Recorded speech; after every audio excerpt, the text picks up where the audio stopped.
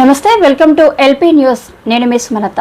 రక్తదాతలకు సన్మానం. ప్రపంచ రక్తదాతల దినోత్సవం సందర్భంగా జగిత్యాల జిల్లా కొరుట్ల నియోజకవర్గం మెట్పల్లి పట్టణంలోని లిమ్రా గార్డెన్లో అమ్మా చారిటబుల్ ట్రస్ట్ ఆధ్వర్యంలో ఆత్మీయ సన్మాన కార్యక్రమం నిర్వహించి ఉత్తమ రక్తదాతల అనుసంధానకర్తలను శనివారం ఘనంగా సన్మానించారు. ప్రపంచవ్యాప్తంగా ప్రతిరోజు 38,000 మందికి రక్తం అవసరమవుతుంది. ఆ రక్తాన్ని ఎటువంటి కృత్రిమ పరికరాలతో తయారు చేసేది కాదు. ఒక మనిషి నుండి మరొకరికి స్వయంగా రక్తాన్ని తీసి పేషెంట్కి ఎక్కించడం జరుగుతుంది. అలాంటి రక్తాన్ని అవసరమైనప్పుడు రక్తదాతలు పంపించే రక్తదాతల అనుసంధానకర్తలను అమ్మా చారిటబుల్ ట్రస్ట్ వ్యవస్థాపకులు పుల్ల శ్రీనివాస్ గౌడ్, ఐఎంఏ మెట్పల్లి పట్టణ అధ్యక్షులు డాక్టర్ గంగాసాగర్, ఐఎంఏ ప్రధాన కార్యదర్శి డాక్టర్ రవి సన్మానించడం జరిగింది.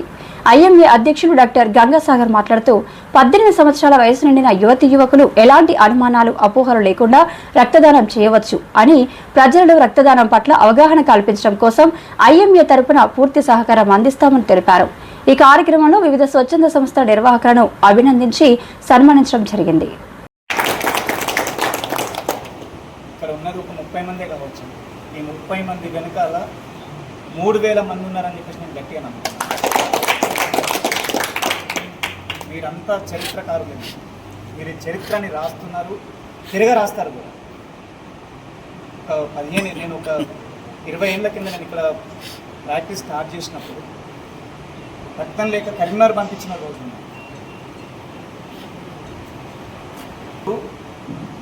ఎవరన్నా బ్లడ్ డొనేట్ చేయమని అడిగితే కూడా అయ్యో సారు మా ఆయన వ్యవసాయం చేస్తారు, లేకపోతే మా వాళ్ళు ఫారిన్ పోతారు, ఎక్కడొక్క ఉద్యోగం చేస్తారు, రేపు కష్టమవుతుంది కావచ్చు అనేటువంటి ఒక ఉద్దేశంతో బ్లడ్ డొనేషన్కి ముందుకు వచ్చే వాళ్ళు కాదని ఈరోజు కూడా కొంత అపోహ ఉందండి జనాల్లో.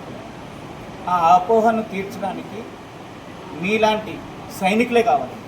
మీరు చేయగలిగితే ఈ సమాజం ఖచ్చితంగా మారుతుంది.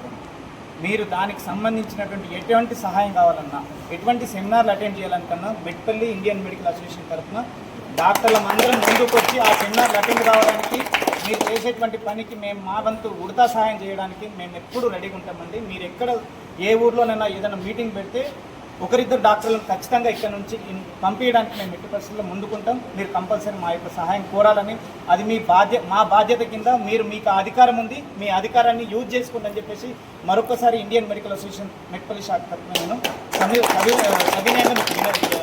నేను వినయంగా చెప్తున్నాను. ఈరోజు ప్రపంచంలో అన్ని దానాలు ఉన్నాయండి. కొంతమంది వస్తుదానం చేయొచ్చు, కొంతమంది ధన సహాయం చేయొచ్చు, కొంతమంది నేత్రదానం చేయొచ్చు, కొంతమంది అవయవ దానం చేయొచ్చు, కొంతమంది అన్నదానం చేయొచ్చు, అన్ని రకాల దానం చేయొచ్చు. కానీ అత్యవసర పరిస్థితుల్లో మనం చేస్తున్నటువంటి రక్తదానం అయితే ఈ దానాలన్నిటికంటే కూడా మిన్న అని చెప్పేసి నేను పర్సనల్గా నమ్ముతున్నాను. దాంట్లన్నిటికీ కూడా మీరు మీ బాధ్యతగా ఈరోజు మీరు ఈ సొసైటీకి చేస్తున్నటువంటి సహాయానికి మీ అందరికీ ఎంత ఒక డెలివరీ కేసుకి ఓ పాజిటివ్ ఎమర్జెన్సీ కావాలి, మరి ఇప్పుడు మీరు ఇవ్వడానికి సిద్ధమా అన్నాను. నేను ఒకటే అనుకున్నా, నేను నా సోదరికి ఇవ్వాలని వచ్చిన, కానీ ఇంకో సోదరికి ఆ భగవంతుడే నా రూపంలో ఇప్పించడానికి సిచ్యువేషన్ కల్పించాడని అనుకొని ఆనాటి నుంచి నేను స్టార్ట్ చేసిన. ఆ తర్వాత కొన్ని రోజులు నార్మల్గా ఫోన్ కాల్స్ ద్వారా వాళ్ళకి ఇన్ఫర్మేషన్ రిసీవ్ చేయడం జరిగింది. ఇది ఇలా కష్టమవుతుందని ఆలోచించి మనకున్నటువంటి సోషల్ నెట్వర్క్ని ఉపయోగించాలనే ఉద్దేశంతో నేను కూడా ఒక బ్లడ్ డోనర్ యూనిట్గా తయారు చేసేసి నేతాజీ బ్లడ్ డొనేషన్ అనేది ఒక గ్రూప్ ఉన్నది. అందులో గత 5 నుంచి 6 సంవత్సరాల నుంచి కంటిన్యూస్లో ఆల్మోస్ట్ ఒక 500 మెంబర్స్ వరకు ఇప్పటికీ రక్తమే కానీ, మనీ విషయంలో కానీ, ప్లేట్లెట్స్ విషయంలో కానీ, కరోనా సమయంలో వచ్చినటువంటి సందర్భంలో ఎన్నో రకాలైనటువంటి ప్లాస్మా విషయాలలో కానీ ఉదయాన్న సహకారంతో ముఖ్యంగా అందరికీ ఆపదలో ఆదుకున్నటువంటి మా అన్న మురళన్న, ఆ మురళన్న సహకారంతో ఒక 60 నుంచి 70 మంది ప్లాస్మాలు కూడా ఇప్పించడం జరిగింది మా ద్వారా. నా స్టూడెంట్ వాళ్ళ పేరెంట్ కొరట్లలో వాళ్ళ రిలేషన్ ఎవరిలో ప్లాస్మా కావాలని ఫోన్ చేసిండ్రు. ఎమర్జెన్సీలో ఫోన్ వచ్చింది నాకు, అనుకోకుండా అక్కడే ఉన్నటువంటి ఏరియాలో ఒక పర్సన్ తెలియడంతో వెంటనే పంపించాను. ఇప్పటికీ సేఫ్గా ఉంది. వాళ్ళు ఒకటే మాట అన్నారు, మీరు ఇచ్చినటువంటి చిన్న సహకారం ఇన్ఫర్మేషన్ వల్ల ఇప్పుడు మా వాళ్ళు క్షేమంగా మాతో ఫ్యామిలీతో ఉన్నారన్నారు. నేను ఒకటే అనుకున్నా, ఈ జన్మకు నాకు ఇది చాలు. ఎందుకనంటే డబ్బు ఇప్పుడు ఉంటుంది, తర్వాత వెళ్ళిపోతుంది. కానీ మనం చేసినటువంటి మంచి పని మనము పోయినా తరతరాలకు మనకు నిలిచిపోతుంది. కాబట్టి మనం చేసేటువంటి సేవ ఎలాంటి నిస్సంకోచంగా ఎలాంటి ఆశాభావంతో లేకుండా మనం చేసుకున్నట్టయితే ఖచ్చితంగా ఎంతోమంది వ్యతిరేకిస్తారు. అవసరమా బ్లడ్ ఇస్తే నీకేమన్నా అయితే ఎట్లా ఇబ్బంది అవుతుంది? ఏం కాదు, మనకు తెలుసు, బ్లడ్ డోనర్స్ అందరికీ తెలుసు. మనం చేయాల్సినటువంటి ఒకే ఒక పని, మన దగ్గరలో ఉన్నటువంటి యూత్కి కూడా విలేజ్ వైజ్గా కొందరు ఉంటారు పిల్లలు ఇప్పటికీ కూడా డ్రింకింగ్ చేస్తూ ఎన్నో రకాల చెడు అలవాటు పడుతూ సమయాన్ని వృధా చేస్తున్నారు. వాళ్ళందరినీ కూడా మనమే ఒక మోటివేటర్గా చేసుకొని సెట్ చేసుకుంటే ఖచ్చితంగా మరికొన్ని రోజుల్లో ఈ రక్తహీనత అనేటువంటి సమస్యను తొలగించుకొని రక్తరహిత సమాజాన్ని నిర్మించడమే మన ఒక కర్తవ్యంగా మనం చేసుకుందాం. ఇదే నా ఆలోచన. నిన్న జరిగినటువంటి సంఘటన ఆత్మకూరులో ఒక పెద్ద ఆయనకి హెల్త్ దిశ సమస్యలతో ఎదుర్కొంటున్నాడు. అంటే ఇలా అడుగుతున్నాను అనుకోండి, మీకేమైనా సహాయం చేయాలనుకుంటే ఇప్పుడు ఏమన్నా చేస్తే